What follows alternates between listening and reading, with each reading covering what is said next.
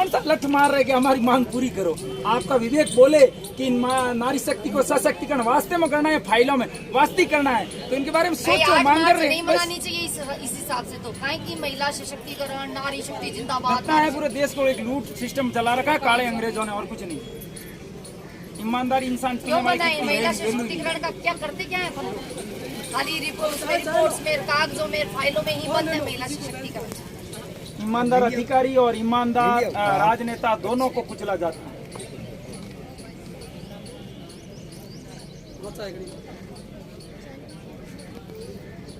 और बाकायदा सब कुछ सिस्टम देखते हुए हम तो खुद चाहते हैं कि डीडी यहाँ से ट्रांसफर हो और हम लोगों को 18 बहनों को बहाल करके न्याय दिया जाए, और जो भी सिस्टम है डीडी साहब को कहीं और लगाओ, कुछ भी करो, लेकिन यहाँ आज हमको लगा दिया आपने वापस, तो दूसरी बहनों के साथ वो तो बताइए हमने कुछ न कुछ करेगा बंदा। और अभी भी 38 बहनों के लिए नोटिस निकाल, और यहाँ तक ये डीडी साहब जो भीलवाड़ा के अंदर, पता नहीं वो गूगल पर आप सर्च करोगे ना इनके नाम से, सोमेश्वर देवड़ा, तो आपको पता चल जाएगा पीछे ये पकड़े गए भ्रष्टाचार के अंदर। और अभी जो इससे पहले जैसलमेर के अंदर ये जो सीडीपीओ पद पर रह के आया ना, वहाँ की भी आरटीआई लगाकर बिल्कुल जांच निकालेंगे, उसका भी पर्दाफाश करेंगे।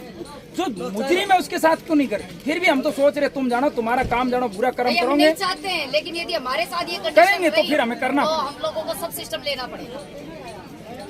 बात नौकरी की नहीं है, 7-8 हजार की बात नहीं, बात सम्मान की है।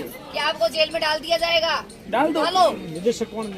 निदेशक तो जयपुर से है, मुझे नाम शायद ये भी डीडी पोस्ट पर ही है, यहाँ भी निदेशक है, उप निदेशक तो अतिरिक्त है, शैलेंद्र को बुलाया, तो वो अपील आप वहाँ से खारिज करके इन पे डाल दो ना, हम यहीं से लट लेंगे। दूसरी बात एक और कहना चाहूंगा, तो देखो चोरी 1 रुपए की करो तो साहब वो चोर है, और करोड़ की करो चोरी वही है।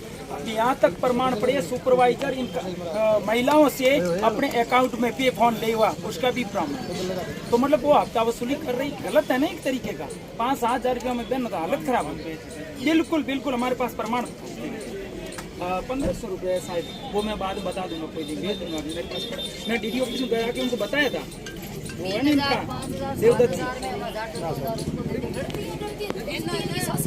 और पीछे की जो सामग्रियाँ आती है ना, ज्यादातर उस सामग्रियों के अंदर तो आप क्या ज्यादा बोलोगे, मुंह खोलोगे, आपको हटा दिया जाएगा। बस आपका चलेगा।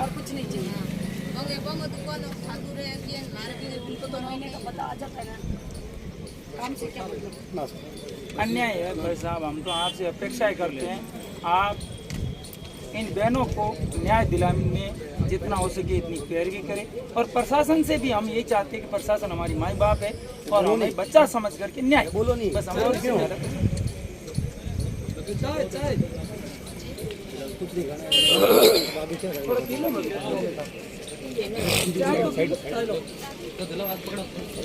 बाइट देंगे कोई? साहब भी आए हुए हैं,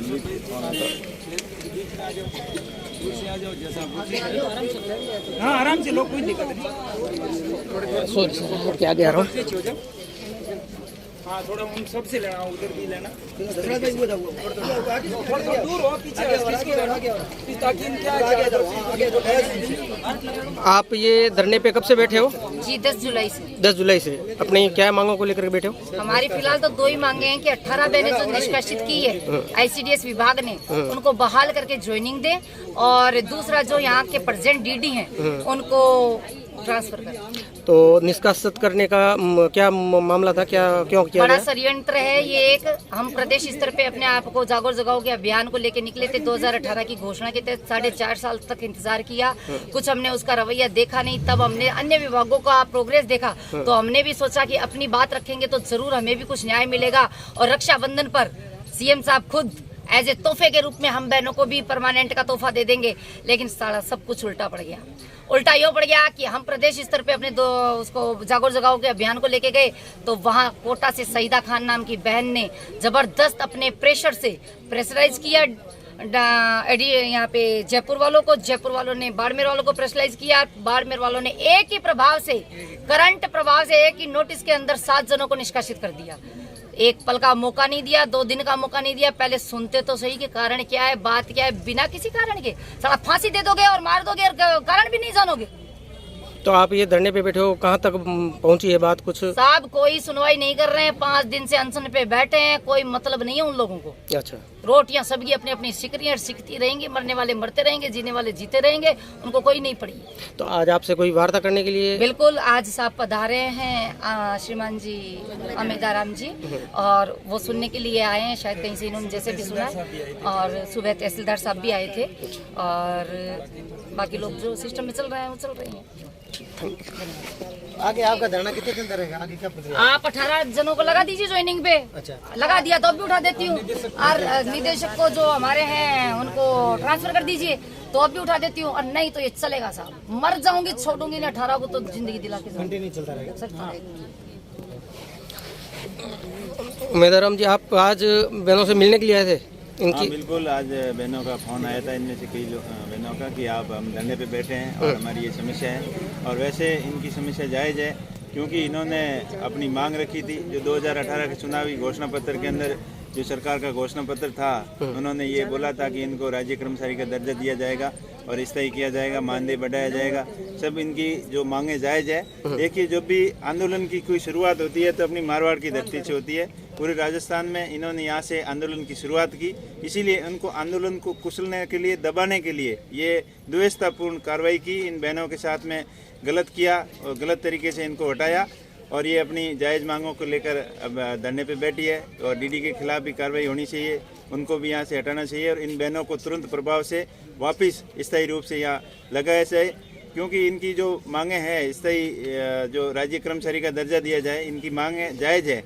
उनसे प्रेरित होकर बदले की भावना से ये कार्रवाई की है, जो सरासर गलत है, और इन बहनों को हक मिलना चाहिए, क्योंकि आज नरेगा से भी कम मजदूरी इनको मिलती है। अब पोलियो की जब दवा पिलाने जाते हैं तो मात्र 75 रुपये के अंदर पूरे दिन की दिहाड़ी के हिसाब से इनको मानदेय दिया जाता है। और भी बहुत सारे काम हैं, जो जच्चा बच्चा से संबंधित काम है, जो गर्भवती महिलाओं के संबंधित है, जो दवाई दिलानी है, टीकाकरण करना है, बहुत सारे इनके काम रहते हैं, और काम के हिसाब से इनका बिल्कुल कम मानदेय है। तो इनकी मांग जायज़ है, इनको स्थायी करना चाहिए। अगर स्थायी नहीं कर रही है, सरकार अपना थूक के साट रही है, तो कम से कम इनके बदले की भावना से तो कार्रवाई नहीं करे, इनको तुरंत प्रभाव से वापस बहाल करे, और इनकी जो मांगों के ऊपर सरकार गंभीरता से विचार करे। इसके लिए इनको न्याय दिलाने के लिए हम आए हैं। तो आप इन बहनों की आवाज़ बन के आगे बात रखोगे? बिल्कुल रखेंगे, बहनों के संघर्ष के साथ में है, और इनकी जायज़ मांग है, और इनके जब तक इनका धरना जारी रहेगा, जब तक इनकी मांगें नहीं मानी जाती है, और हमारा साथ जारी रहेगा। Thank you.